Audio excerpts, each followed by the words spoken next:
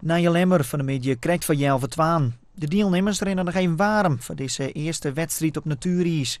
Hoe is het met de vorm? Ja, vorm. Nou ja, het is nog wel een stuk koud, dus het is wel best van tevoren net voorbereid. Dus ik is eigenlijk net van tevoren zitten van hier wil ik heen werken. Nee. Dus vorm is moeilijk natuurlijk, maar dat wordt me wel goed. Ja. Ik ga er net op rekenen, nee. Maar het is hartstikke mooi dat ik ken. Ja. Het is mijn 15e keer, dus ik ga er zin in. Ja. En hoe leidt het eerst erbij?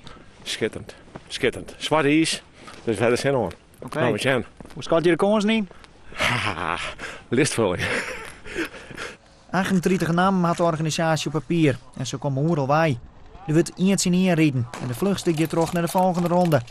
Een heel soort publiek is er net, wel een soort cameraploegen. Ook even aan het kijken bij het schaatsen? Ja. Het is, die Hollanders zijn ook gek voor schaatsen, we zullen hoor. Ja. Want jullie moeten toch officieel niet aan het werk? Of, Kijk, we zijn uitgevroren. Ja? Ja. Door de vorst, de metselaar. Oké. En dan kunnen we mooi even kijken. Has de redens mij dan? Dat heb ik meegenomen, ja. Ja. Ja, ik niet dat ik hoe schaatsen. Maar dat kent dan, hè? Nee. Nee, oké. Hé, dat is een balen, hè? Ja, maar ik zie ook gewoon even. Ja. Ja. Hoe gaat het, Gemser? Super. Ja? Ja, ik voel het geweldig. Ja, als van alles. Ja, clear.